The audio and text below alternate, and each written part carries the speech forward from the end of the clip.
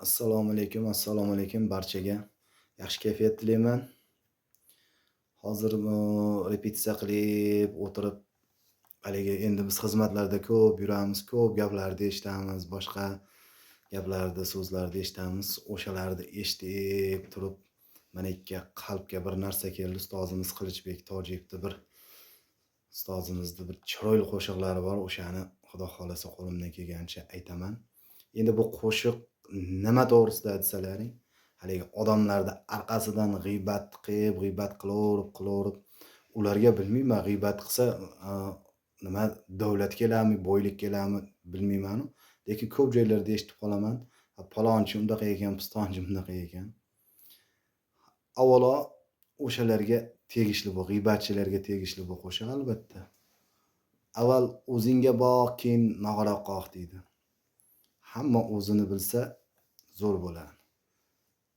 Ko'chat eksang sindirmoq bo'lar, ko'karmasdan so'ldirmoq bo'lar.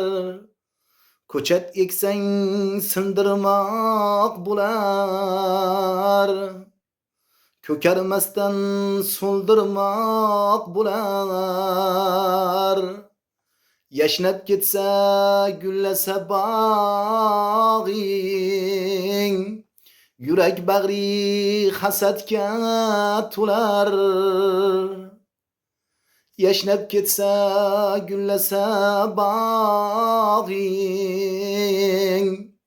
yurak bag'ri hasadga to'lar. Kimki eksa o'raveradi, Alloh menga beraveradi. Kimki eksa o'raveradi, Alloh menga beraveradi. Alloh menga beraveradi. Avvalo berguvchi Allohimni beraridan qismasin barchamizni. Bu qo'shiq kimlargadir tekkan bo'lsa, avvalo uzr so'raymiz. Обязательно bu qo'shiq g'iybatchilarga tegishli edi. Ustozimiz ham joni omon bo'lsin, umrlar uzoq bo'lsin Qilichbek Tojiyevda ham.